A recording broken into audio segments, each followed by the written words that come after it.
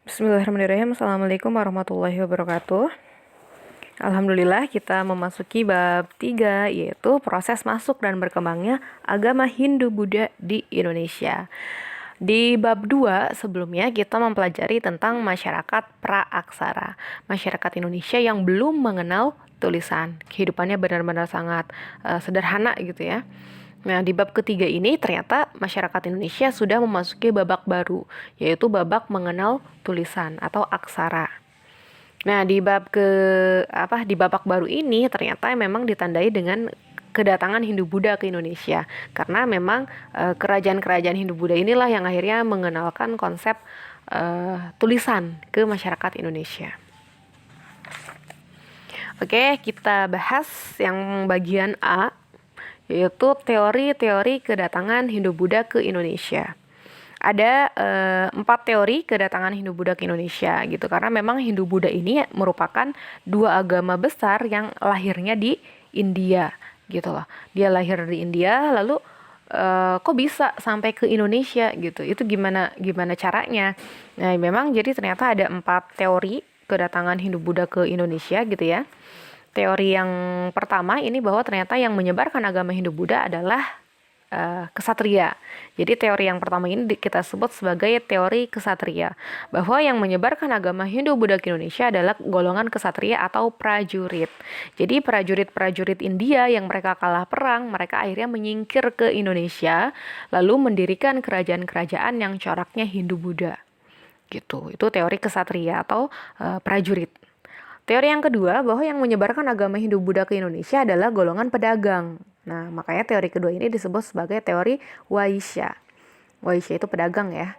Jadi yang menyebarkannya adalah para pedagang India yang mereka memang berdagang ke Indonesia, menetap di Indonesia, lalu juga menikah dengan orang Indonesia, dan akhirnya tersebarlah secara alami agama Hindu-Buddha di Indonesia. Lalu teori yang ketiga, bahwa yang menyebarkan agama Hindu-Buddha ke Indonesia adalah golongan Brahmana. Brahmana ini adalah kaum pendeta, gitu ya. Kaum biksu ini adalah yang menyebarkan agama Hindu-Buddha ke Indonesia karena memang alasannya yang bisa mengerti kitab suci agama Hindu-Buddha ini adalah golongan pendeta saja gitu. Jadi memang yang bisa menyebarkan agama Hindu-Buddha juga pastilah golongan Brahmana. Itu dasar teorinya gitu. Dan yang terakhir adalah teori arus balik, bahwa yang menyebarkan agama Hindu-Buddha ke Indonesia ini ada arus balik. Maksudnya gimana? Maksudnya gini, orang India memang mereka menyebarkan Hindu-Buddha itu ke Indonesia. Lalu orang Indonesia yang sudah memeluk agama Hindu-Buddha, mereka ingin tuh mempelajari lebih dalam agama Hindu-Buddha dengan belajar langsung ke sana gitu ya, dengan mempelajari langsung ke India gitu. Setelah mereka lulus dari mencari ilmu itu dari India, mereka kembali lagi ke Indonesia dan menyebarkan agama Hindu-Buddha itu ke sesama orang-orang Indonesia. Gitu ya. Jadi ada 4 teori kedatangan Hindu-Buddha ke Indonesia. Teori kesatria atau prajurit, ada teori Waisya yaitu teori pedagang, teori Brahmana yaitu teori pendeta gitu ya, dan yang terakhir adalah teori arus balik gitu ya. Lalu kita beralih ke bagian B. Bagian B ini adalah kerajaan-kerajaan kehidupan ya, kehidupan kerajaan-kerajaan Hindu-Buddha di Indonesia. Kalau kalian sudah mencatat hal-hal penting yang sudah saya berikan file websitenya, artikelnya, itu ternyata ada beberapa kerajaan-kerajaan yang bercorak Hindu-Buddha di Indonesia. Ada Kerajaan Kutai, Tarumanegara, Singosari, Majapahit, terus Mataram kuno ya. Itu adalah kerajaan-kerajaan besar yang mereka kerajaan bercorak Hindu-Buddha yang ada di Indonesia. Kalau kita amati dari beberapa kerajaan tadi yang sudah disebutkan, ternyata memang mereka punya pola yang serupa gitu dari segi kehidupannya ya, karena memang yang dibahas adalah kehidupan mereka. Nah, dari segi kehidupannya ternyata ini ada yang serupa gitu. Yang pertama, kehidupan politiknya. Dari kerajaan-kerajaan tersebut, ternyata kehidupan politik mereka sudah mengenal konsep kerajaan. Jadi memang sudah meninggalkan orang-orang Indonesia nih saat itu sudah meninggalkan konsep kesukuan. Padahal di masa praaksara sebelum mengenal tulisan, mereka itu kan hidupnya dengan dipimpin oleh seorang kepala suku. Tapi setelah kedatangan Hindu-Buddha, mereka dipimpin hidupnya nih secara politik dipimpin oleh seorang raja. Ya. Lalu juga kehidupan agamanya. Nah, dalam kehidupan agamanya sebelumnya masyarakat Indonesia itu kan berkeyakinan animisme dan dinamisme gitu. Tapi ternyata setelah ada kedatangan Hindu-Buddha, mereka juga memeluk agama Hindu-Buddha gitu. Tapi agama atau kepercayaan sebelumnya tidak mereka tinggalkan ya. Jadi mereka istilahnya menambah keyakinan juga kepada dewa-dewi yang ada dalam kerajaan Hindu-Buddha. Berikutnya, kehidupan sosialnya. Nah, kehidupan sosialnya ternyata masyarakat kerajaan-kerajaan Hindu-Buddha tadi, mereka juga sudah mengenal konsep yang namanya kasta. Ya, jadi pembagian masyarakat itu berdasarkan sistem kasta. Kalau sebelumnya masyarakat Indonesia itu kan hidupnya dibedakan berdasarkan jenis pekerjaannya. Misalkan yang berburu ya berburu gitu kan ya. Tapi setelah mengenal kedatangan Hindu-Buddha gitu, mereka akhirnya mengenal konsep sistem kasta gitu. Ya, jadi kalau dalam sistem kasta ini sistemnya juga turun temurun gitu ya. Jadi kalau orang tuanya kesatria ya anaknya juga kesatria gitu, didorong untuk menjadi masuk ke dalam kasta kesatria. Gitu. Ya, lalu kita beralih ke dalam bukan kehidupan, itu masalah kehidupan kerajaan-kerajaan ya. Nah, kita masuk ke bagian C, materi C yang terakhir yaitu pengaruhnya, pengaruh Hindu-Buddha di Indonesia. Nah, pengaruh Hindu-Buddha di Indonesia ini ternyata di bidang politik tadi mereka dipimpin oleh seorang raja. Padahal sebelumnya dipimpin oleh seorang kepala suku.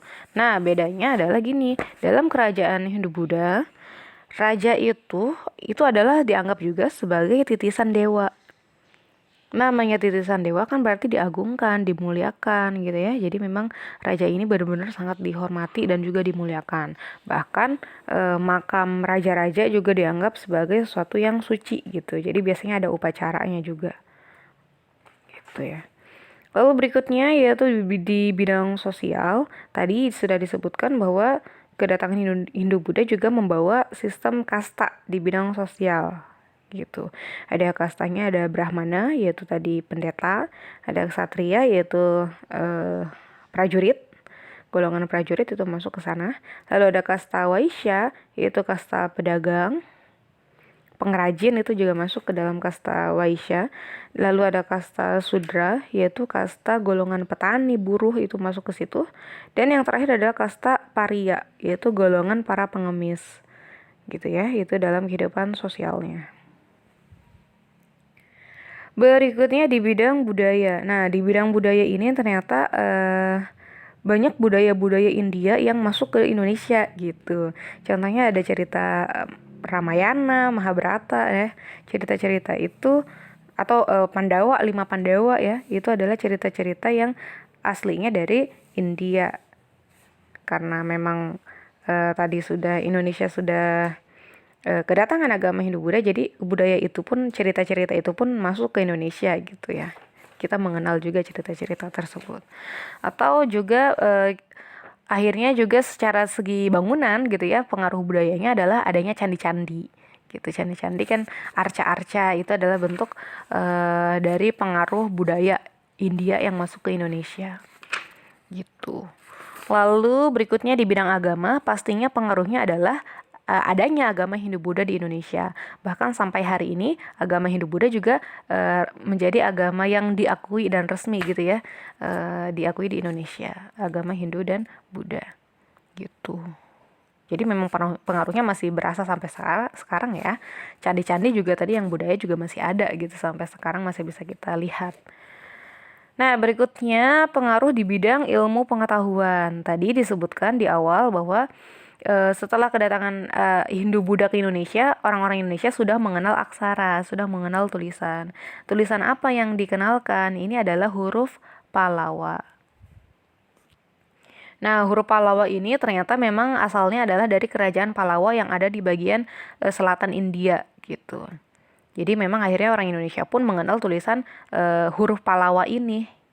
Ya, jadi sudah mengenal tulisannya. Gitu ya. Jadi inilah bab ketiga, materi di bab ketiga, yaitu proses masuk dan berkembangnya agama Hindu-Buddha di Indonesia. Kita tadi sudah membahas tentang 4 teori kedatangan Hindu-Buddha di Indonesia, lalu kehidupan kerajaan-kerajaannya gitu ya. Untuk masalah yang detail-detail silahkan teman-teman baca sendiri di di link yang sudah saya kasih ya. Raja di kerajaan Kutai siapa misalkan gitu, masa kejayaannya di raja siapa, di kerajaan Tarumanegara segala macam, detail-detailnya itu ada di link yang sudah saya berikan, tinggal dibaca dan dihafalkan gitu ya, masalah detail di kehidupan di detail kerajaan-kerajaannya itu ya. Lalu kita juga tadi sudah membahas bagian C, yaitu tentang pengaruhnya bagi masyarakat Indonesia gitu. Ternyata pengaruh dari agama Hindu-Buddha ini berasa sampai kita hari ini itu masih ada gitu ya. Ya, sekian penjelasan bab 3 dari saya untuk hari ini. Silahkan dipelajari lebih dalam lagi, teman-teman bisa mencari sumber yang lain ya, sumber bacaan yang lain. Insya Allah nanti minggu depan kita akan ulangan harian bab 3, membahas tentang ini ya, bab 3 ini. Ya, kurang lebihnya mohon maaf, semoga bisa dipahami. Wassalamualaikum warahmatullahi wabarakatuh. Ya.